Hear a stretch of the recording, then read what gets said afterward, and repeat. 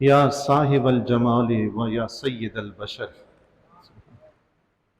اے حسن و جمال کے پیکر، اے تمام انسانوں کے سردار، من وجہک المنیر لقد نور القمر، تیرے چہرہ انور سے اس چاند نے روشنی پائی ہے۔ سبحان اللہ۔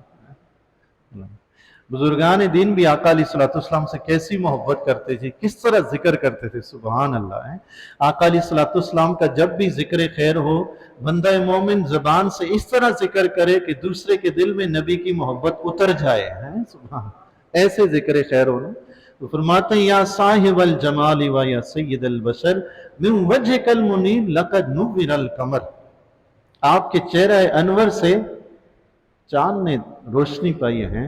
لا یمکن الثناء کما کان حقہ، یا رسول اللہ جس طرح آپ کی تعریف بیان کرنے کا حق ہے نا، وہ تعریف ممکن ہی نہیں ہے، وہ تعریف ممکن ہی نہیں ہے۔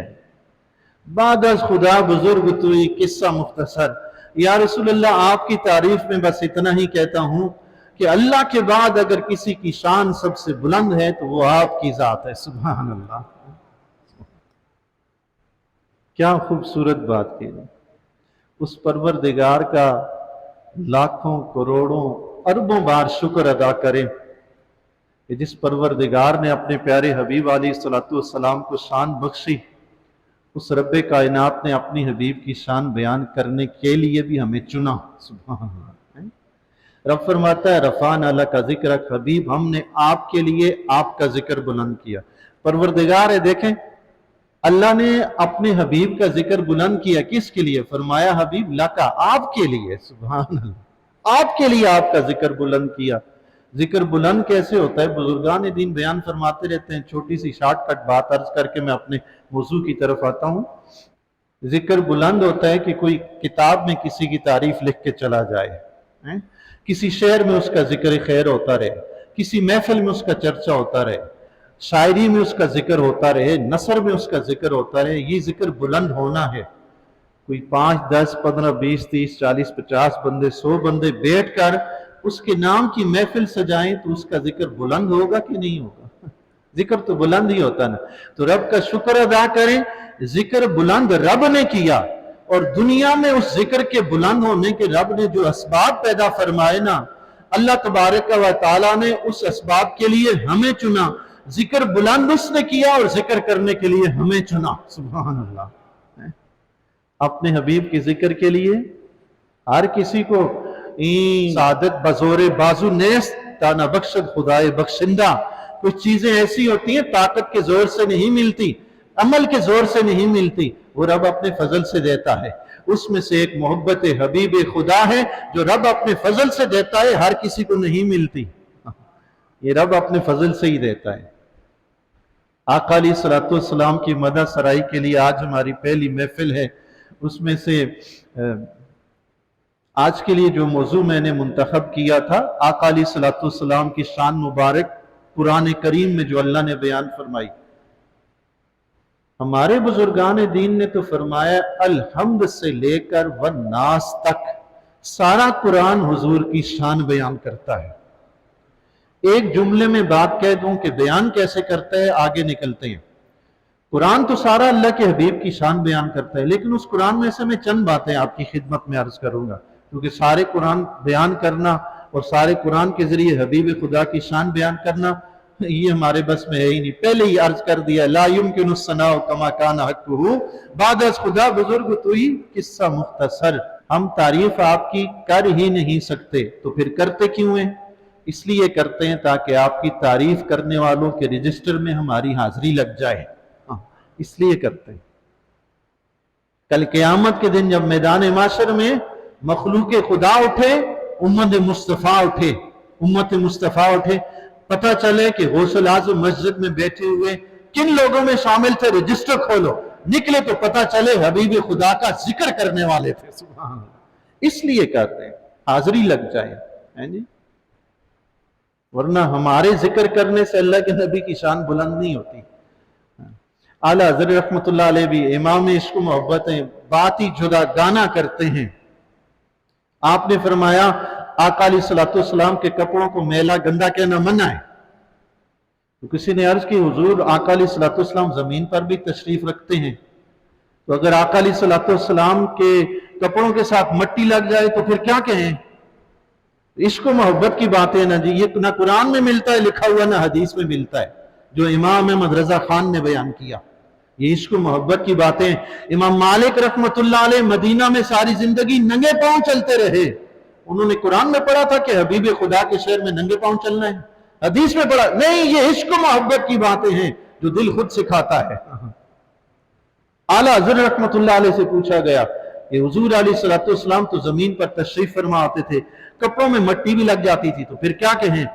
اعلیٰ حضرت امام عشق و محبت نے فرمایا آقا علیہ الصلوۃ والسلام کے کپڑوں کے ساتھ مٹی لگی ہے، کپڑوں کو گندا نہیں کہیں گے، بلکہ یہ کہیں گے کہ مٹی نے حضور کے دامن رحمت میں پناہ لی ہے، سبحان اللہ، یہ کہیں گے۔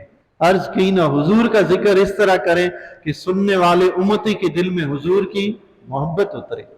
بات تو یہ ہے کہ قرآن سارے کا سارا حضور کی مدح سرائی کرتا ہے، الحم سے والناس تک۔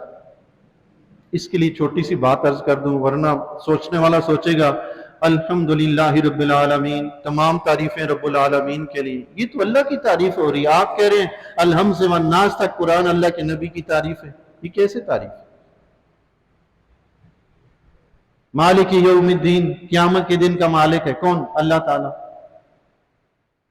قرآن کریم کی آیت میں آتا ہے لا الہ الا ہو، اللہ کے سوا کوئی معبود نہیں، تو آپ کہہ رہے ہیں اللہ کے نبی کی تعریف، قرآن الحمد سے لے کر والناس تک اللہ کے نبی کی تعریف بیان کرتا ہے، یہ کیسے آپ بیان کرتے ہیں؟ میں ایک جملہ، ایک وجہ، ایک بات عرض کروں گا، اپنے موضوع کی طرف آتا ہوں انشاءاللہ۔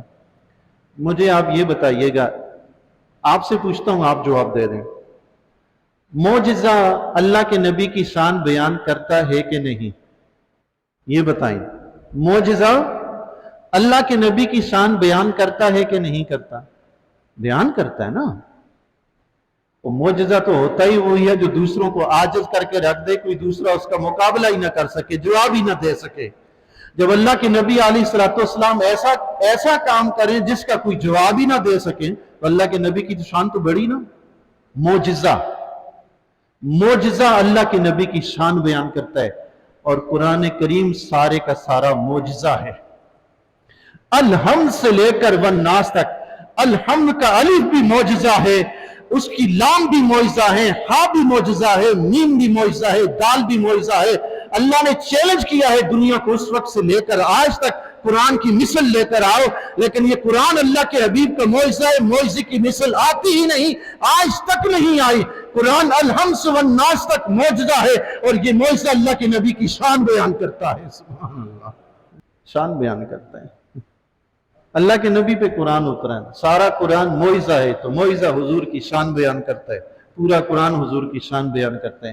یہ سوال اور جواب نہ میں نے کہیں پڑھا نہ کہیں سنا، خود سے ہی ذہن میں آیا، تو خود ہی اللہ نے توفیق دے دی، بھئی جواب بھی یہ ہوگا۔ یہ میں نے جب پہلے سنا تھا نا کہ الحمد سے والناس تک قرآن اللہ کے نبی کی شان بیان کرتا ہے، تو میں سوچ میں گم ہو گیا تھا۔ اچھا ایک بات اور عرض کر دوں، بڑی خوبصورت سی بات ذہن میں آ گئی اللہ کے فضل سے، موضوع ہمارا وہیں رہ گیا۔ سوال کرنے والے تین قسم کے لوگ ہوتے ہیں۔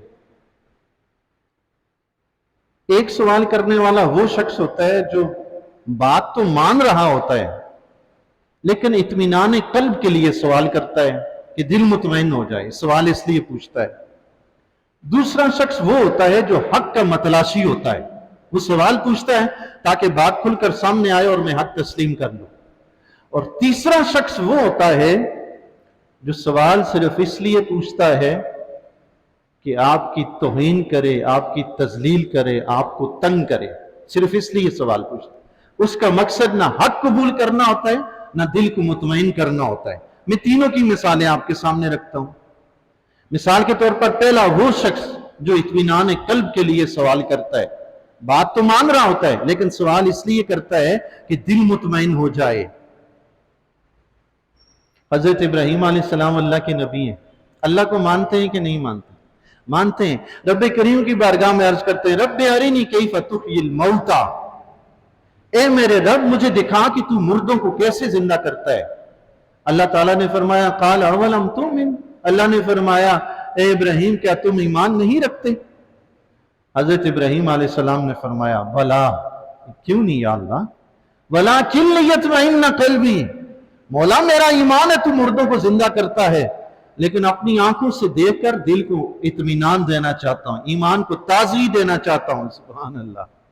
یہ سوال کس کے لیے تھا؟ کوئی تردد شک نہیں تھا، یہ اطمینان قلب کے لیے تھا، ایمان کی تازگی کے لیے تھا یہ سوال۔ دوسرا سوال کیسا ہوتا ہے؟ حق کا متلاشی سوال کرتا ہے، حق کا متلاشی سوال کرتا ہے، اور اس کو اگر دلیل دی جاتی ہے تو وہ فوراً حق تسلیم کر لیتا ہے، وہ حق کا متلاشی ہوتا ہے۔ جیسے آقا علیہ السلام کی حیات مبارکہ کے کئی ایسے مواقع ہیں جہاں پہ آقا علیہ السلام کی بارگاہ عالیہ میں غیر مسلم حاضر ہوئے، انہوں نے سوال کیے، آقا علیہ السلام نے جواب ارشاد فرمایا، وہ ایمان لے آئے۔ ایسے حدیث میں کئی واقعات ہیں۔ مثال کے طور پر ایک واقعہ ہے کہ آقا علیہ السلام کے پاس ایک شخص حاضر ہوا، آقا علیہ السلام نے اسے اسلام کی دعوت دی، اس نے کہا اگر آپ اللہ کے نبی ہیں تو یہ درخت کی ٹہنی کٹ کے آپ کے پاس آ جائے۔ آقا علیہ السلام نے درخت کی ٹہنی کو حکم دیا، ٹہنی کٹی، آقا علیہ السلام کے پاس آئی، آقا نے واپس جانے کا اشارہ کیا، ٹہنی واپس چلے گی، وہ شخص یہ دیکھ کر ایمان لے آیا۔ سبحان اللہ۔ یہ سوال کس کے لیے تھا؟ حق کی تلاش کے لیے تھا، حق ماننے کے لیے تھا۔ تیسرا سوال کس لیے ہوتا ہے؟ ماننا نہیں، کیڑے نکالنے ہیں۔ حق کی تلاش نہیں ہے، بس ستانا ہے، تنگ کرنا ہے۔ ایسا سوال کرنے والا کون ہوتا ہے؟ پورا واقعہ سن لیجیے۔ ایسا سوال کرنے والا ہوتا کون ہے یہ بھی دیکھیں، آپ دیکھیں جی۔ اللہ اللہ۔ امام راضی رحمت اللہ علیہ کا مشہور و معروف واقعہ ہے، جب آپ کا وصال ہونے لگا، آپ کے وصال کے وقت آپ کے پاس شیطان آ گیا۔ امام راضی رحمت اللہ علیہ بڑے متکلم، مفسر، محدث، بہت بڑے عالم گزرے علماء اسلام میں سے۔ شیطان ان کے پاس آ گیا، اور شیطان کا آخری وقت تک حملہ جاری رہتا ہے، وہ چاہتا ہے کہ کسی طرح بندہ ایمان سے جائے۔ اس نے آ کے امام راضی رحمت اللہ علیہ کی خدمت میں عرض کیا، اس نے کہا کہ مجھے یہ بتاؤ کہ تم اللہ کو مانتے ہو؟ امام راضی رحمت اللہ علیہ نے فرمایا مانتا ہوں۔ اس نے کہا مجھے یہ بتاؤ کہ اللہ تعالیٰ ایک ہے؟ امام راضی رحمت اللہ علیہ نے فرمایا بالکل اللہ ایک ہے۔ اس نے کہا پھر مجھے یہ بتاؤ کہ اس کی دلیل کیا ہے اللہ ایک ہے؟ امام راضی رحمت اللہ علیہ جیسا متکلم دلیل پیش نہ کرے، آپ نے ایک دلیل پیش کر دی۔ شیطان نے کہا کہ نہیں، یہ دلیل اس وجہ سے رد ہے، یہ درست نہیں ہے۔ امام راضی رحمت اللہ علیہ نے دوسری دلیل پیش کر دی۔ شیطان نے کہا نہیں، اس دلیل میں یہ نقص ہے، یہ بھی درست نہیں۔ اس نے تیسری دلیل پیش کر دی، شیطان نے کہا یہ بھی صحیح نہیں۔ حتیٰ کہ امام راضی رحمت اللہ علیہ نے 360 دلائل پیش فرمائے کہ اللہ تبارک و تعالیٰ ایک ہے۔ شیطان نے سب کا رد کر دیا کہ کوئی ایک بھی درست نہیں ہے۔ امام راضی رحمت اللہ علیہ پسینے میں شرابور پریشان ہو گئے۔ آپ کے پیر و مرشد خواجہ نجم الدین کبرا رحمت اللہ علیہ دور کسی علاقے میں وضو فرما رہے تھے، دیکھا کہ میرا مرید مشقت میں پڑا ہے، شیطان ایمان چھیننا چاہتا ہے، تو آپ نے فرمایا راضی اس سے یہ کیوں نہیں کہتے کہ میں اللہ کو بغیر دلیل کے ایک مانتا ہوں؟ سبحان اللہ۔ امام راضی رحمت اللہ علیہ نے فرمایا میں اللہ کو بغیر دلیل کے ایک مانتا ہوں۔ اب شیطان کے پاس کوئی جواب نہیں تھا۔ جو ایسا شخص آپ سے سوال کرے، آپ دلیل دیں، مانے نہیں، اس کا مطلب یہ ہے وہ حق کا متلاشی نہیں، بلکہ اس کا تعلق اس سے ہے جو 360 دلائل سننے کے بعد بھی نہیں مانتا۔ جو جواب امام راضی نے اس کو دیا، وہی جواب آپ اس کو بھی دیں کہ دلائل میلاد کی کتاب و سنت میں ہو یا نہ ہو، میں محبت سے نبی کا جشن مناتا ہوں، بس بات ختم۔ تم جو مرضی کرو، مجھے دلیل کی ضرورت ہی نہیں، جاؤ۔ قصہ ہی مکائیں گے، بات ہی ختم کریں۔ آپ یقین جانیں سارا دن آپ دلائل دیتے رہیں، صبح سے شام تک دیتے رہیں، قرآن سے حدیث سے جہاں سے مرضی اٹھا کے دیتے رہیں، نہ ماننے والے نے ہر بار کیڑا ہی نکالنا ہے، یہ مسئلہ ہے، یہ مسئلہ ہے، یہ مسئلہ ہے۔ کچھ دنوں سے ایک مولوی صاحب مجھ سے الجھ رہے ہیں، حتی الامکان کنارہ کشی کی کوشش کرتا ہوں، لیکن وہ بار بار نہیں، یہ اللہ کے نبی نے کب بنایا؟ اللہ کے نبی کے زمانے میں نہیں تھا، صحابہ کے زمانے میں نہیں تھا، تابعین کے زمانے میں نہیں تھا، قرون اولیٰ کے دور میں نہیں تھا، یہی دلائل۔ تو میں نے عرض کی حضور میلاد کے خلاف آپ کے دلائل یہ ہیں کہ اللہ کے نبی کے زمانے میں نہیں تھا، صحابہ کے زمانے میں نہیں تھا، تابعین تبع تابعین کے زمانے میں نہیں تھا، قرون اولیٰ کے دور میں نہیں تھا، اور جو چیز اللہ کے نبی کے زمانے میں نہ ہو، اللہ کے نبی کے بعد پیدا ہو، وہ بدعت ہے، اور ہر بدعت گمراہی جہنم میں لے جانے والا کام ہے۔ یہ میلاد کے خلاف دلائل ہیں۔ میں نے کہا انہی دلائل کی روشنی میں مولوی صاحب مجھے یہ بتائیں، آپ امامت کرتے ہیں، امامت کی تنخواہ لیتے ہیں، مؤذن کی تنخواہ لیتے ہیں، آپ نکاح پڑھاتے ہیں، نکاح کے پیسے لیتے ہیں، یہ نہ نبی کے زمانے میں تھا، نہ صحابہ کے زمانے میں، نہ تابعین، نہ تبع تابعین، نہ قرون اولیٰ، کسی کے زمانے میں نہیں تھا، لہٰذا یہ بدعت ہے، اور بدعت گمراہی ہے، جہنم میں لے جانے والا کام ہے۔ اسے کہا نہیں ہم اسے دین سمجھ کے نہیں کرتے۔ میں نے کہا تو محترم پھر ایسا کریں، جب ان چیزوں کو دین نہ سمجھے تو وہ گناہ نہیں ہوتا، بدعت نہیں ہوتی، تو پھر ایسا کریں۔ انہوں نے کہا بدعت وہ ہوتی ہے جسے دین سمجھ کر کیا جائے۔ میں نے کہا پھر ایسی مہربانی کریں، آپ بھی عید میلاد النبی بغیر دین سمجھے منا لیا کریں، تاکہ بدعت بھی نہ ہو، نبی کا ذکر بھی ہو جائے۔ جواب کیا تھا؟ جواب کیا تھا سنیں۔ نہیں ہم ایسا نہیں کریں گے۔ بتاؤ بھائی پھر اصل میں کیا ہے، مسئلہ کیا ہے؟ بھائی جب دین سمجھ کر کام کیا جائے آپ کی تعریف کے مطابق کہ وہ چیز بدعت ہے، تو بھائی پھر آپ بغیر دین سمجھے منا لینا، مخلوق خدا کو، دنیا کو بتائیں نا ہمارے نبی کی شان یہ تھی۔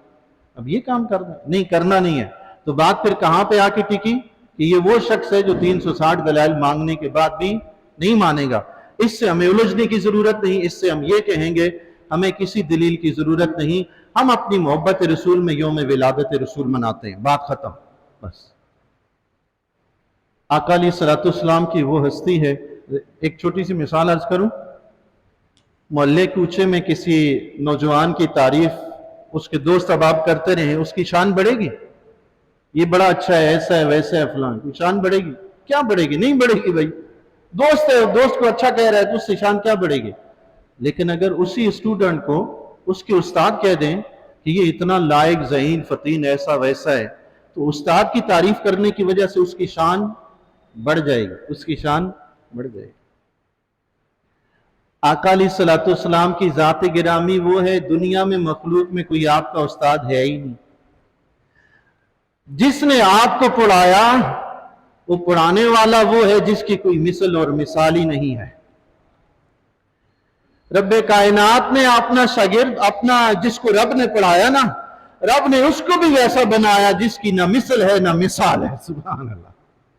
اس رب کائنات نے خود اپنے حبیب کی شان قرآن میں بیان فرمائی، تو قرآن میں جا بجا اپنے حبیب کی شان بیان کرتے ہوئے کبھی تو آقا علیہ الصلوۃ والسلام کے چہرہ انور کا ذکر کیا، کبھی زلف واللیل کا ذکر کیا، کبھی چشمان مبارک کا ذکر کیا، کبھی دست مبارک کا ذکر کیا، کبھی گفتار مبارک کا ذکر کیا، کبھی کردار مبارک کا ذکر کیا، کبھی سیرت کا ذکر کیا، کبھی صورت کا ذکر کیا۔ سبحان اللہ، اللہ اللہ۔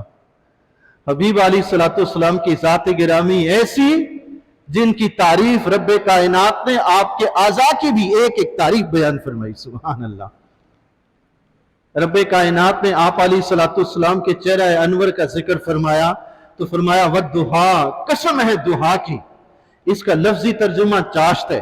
مفسرین نے لکھا ہے کہ دراصل یہ حضور علیہ الصلوۃ والسلام کے چہرہ انور کو چاشت کے وقت سے تشبیہ دی گئی ہے، اور اس کا مطلب یہ ہے کہ حبیب آپ کی چہرہ انور کی قسم۔ سبحان اللہ، سبحان اللہ، اللہ اللہ۔ حبیب علیہ الصلوۃ والسلام کے چہرہ انور کی قسم، وہ چہرہ انور۔ ایک صحابی فرماتے ہیں 14ویں کا چاند چمک رہا تھا، میں نے آقا کو دیکھا، ایک طرف آقا علیہ الصلوۃ والسلام کا چہرہ انور، دوسری طرف چاند، کبھی چاند کو دیکھوں کبھی آقا کو دیکھوں، سوچ رہا تھا کہ فیصلہ کیا کروں، آخر کار مجھے فیصلہ یہ کرنا پڑا، اے چاند تو نہیں، تجھ سے زیادہ میرے نبی خوبصورت ہے۔ سبحان اللہ، میرے نبی کا چہرہ انور تجھ سے زیادہ حسین ہے۔ سبحان اللہ۔ آقا علیہ الصلوۃ والسلام کا چہرہ انور تو وہ چہرہ انور ہے جس نے دیکھا صحابی بنا، ایسا صحابی کہ کوئی اس کی مثل اور بن ہی نہیں سکا۔ سبحان اللہ۔ یہ حضور کے چہرہ انور کا صدقہ ہے۔ اس چہرہ انور کے متعلق بارگاہ رسالت کے ثناخوان حضرت حسان بن ثابت رضی اللہ تعالیٰ عنہ فرماتے ہیں وَأَحْسَنُ مِنْكَ لَمْ تَرَ قَطُّ عَيْنِي، वअजमलु मिनका लम तलिदिन निसाउ खुलिक़्त मुबर्रअम मिन कुल्लि ऐबिन कअन्नका कद खुलिक़्त कमा तशाउ। सुभान अल्लाह। हज़रत पीर मेहर अली शाह रहमतुल्लाह अलैह ने जब हुजूर का चेहरा अनवर ख्वाब में देखा तो पुकार उठे, मुख चंद बदर शाशानी है, मथे चमके लाट नूरानी है, काली जुल्फ ते अख मस्तानी है, महमूर रखी हिन मदवरियां, इस सूरत तू में जान आखा के जाने जहान आखा, सच आखा ते रब दी शान आखा, जिस शान तो शाना सब बढ़िया। सुभान अल्लाह, सुभान अल्लाह। मा अजमलका मा अहसनका मा अकमलका, किथे मेहरे अली किथे तेरी सना, गुस्ताख अखी किथे जाड़ियां। अल्लाह, देखा ख्वाब में था, हुजूर अलैहिस्सलाम को देखा। हजरत पीर मेहर अली शाह रहमतुल्लाह अलैह हज पे तशरीफ ले गए। रास्ते में एक मरतबा ऐसा हुआ कि आप असर की सुन्नत कबलिया पढ़ नहीं रह गई, सफर की वजह से, किसी भी वजह से। ख्वाब में आका अलैहिस्सलाम की ज़ियारत नसीब हुई तो फरमाया, बेटा आपको सुन्नत नहीं छोड़ने चाहिए। सुभान अल्लाह, अल्लाह। ख्वाब में आका अलैहिस्सलाम की ज़ियारत हुई। इस पर भी हजरत पीर मेहर अली शाह रहमतुल्लाह अलैह फरमाते हैं कि ख्वाब में निगाह उठाकर आपको देखा तो फरमाते हैं, किथे मेहरे अली किथे तेरी सना, गुस्ताख अखी किथे जाड़ियां। या रसूलल्लाह, ख्वाब में भी आपको निगाह उठाकर देखना हम तो बेअदबी समझते। अल्लाह अल्लाह, गुस्ताख अखी, बेअदब अखी। आला हजरत इमाम इश्क मोहब्बत ने हुजूर अलैहिस्सलाम के चेहरे अनवर का जिक्र किया, फरमाया है कलाम इलाही में शम्स दुहा, तेरे चेहरे नूरे फिजा की कसम। सुभान अल्लाह। कसम शब तार में राज ये था कि हबीब जुल्फे दुता की कसम। सुभान अल्लाह। यानी कि ये वद्दुहा जो है ये आका अलैहिस्सलाम के चेहरे अनवर की कसम खाई गई है। साहबा ने देखा, रब ने उन्हें फरमा दिया सारे जन्नती, कुल्लम वअदल्लाहुल हुस्ना। जिन सहाबा ने आका अलैहिस्सलाम का चेहरे अनवर हालत ईमान में देखा, रब ने उन्हें जन्नत की बिशारत दे दी, जन्नत का टिकट दुनिया में दे दिया। सुभान अल्लाह। और याद रखिए, आका अलैहिस्सलाम कुछ और भी फरमा गए। सुभान अल्लाह। आका अलैहिस्सलाम ने फरमाया, ला यदखुलन नारा मर्रानी फिल मनाम, जिस शख्स ने मुझे ख्वाब में देखा वो जहन्नम में नहीं जाएगा। सुभान अल्लाह। आका अलैहिस्सलाम को जिसने ख्वाब में भी देखा, हुजूर अलैहिस्सलाम के चेहरे अनवर को जिसने ख्वाब में भी देखा, आका अलैहिस्सलाम ने फरमाया जहन्नम में नहीं जाएगा। हज़रत सईद बिन मुतर्रफ रहमतुल्लाहि ताला अलैहि, आपकी आदत मुबारक थी, बस मैं आखिरी बात अर्ज करता हूं। जो मौजू था वो 3-4 सफ़हात पर मुश्तमिल बाकी है, लेकिन मैं ये आखिरी बात अर्ज करता हूँ।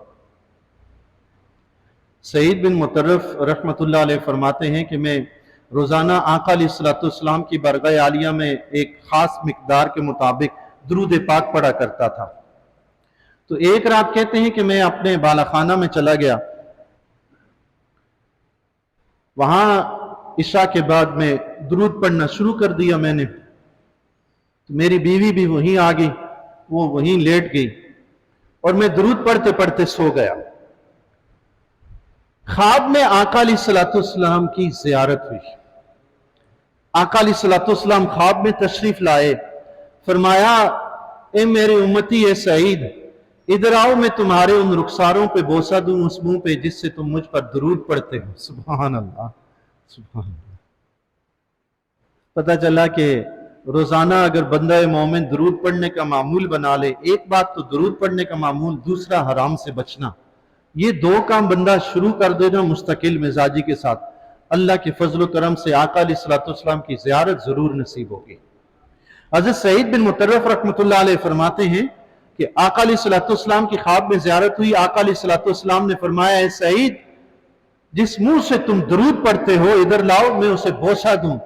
तो अर्ज करते हैं कि मैंने आका अलैहिस्सलाम के सामने अदबन अपना रुखसार पेश कर दिया और आका अलैहिस्सलाम ने मेरे रुखसार पर बोसा दिया। सुभान अल्लाह। आका अलैहिस्सलाम ने जो ही मेरे रुखसार पर बोसा दिया तो आका अलैहिस्सलाम के बोसा देने से मेरे घर में खुशबू महक उठी। सुभान अल्लाह। इतनी खुशबू महकी कि मेरी सोई हुई बीवी जाग गई। सुभान अल्लाह। मैं भी बेदार हुआ तो मेरी बीवी ने कहा, मुतर्रफ ए सईद, ये खुशबू कैसी है? تو میں نے کہا آقا علیہ السلام تشریف لائے تھے، آقا نے بوسہ دیا ہے، یہ ساری خوشبو آقا کی ہے۔ سبحان اللہ۔ فرماتے ہیں 1 ہفتے تک، 8 دنوں تک اس کمرے میں سے آقا علیہ السلام کی خوشبو آتی رہی ہے۔ سبحان اللہ، سبحان اللہ۔ ہے کلام الہی میں شمس الدحا، تیرے چہرے نور فضا کی قسم، سبحان اللہ۔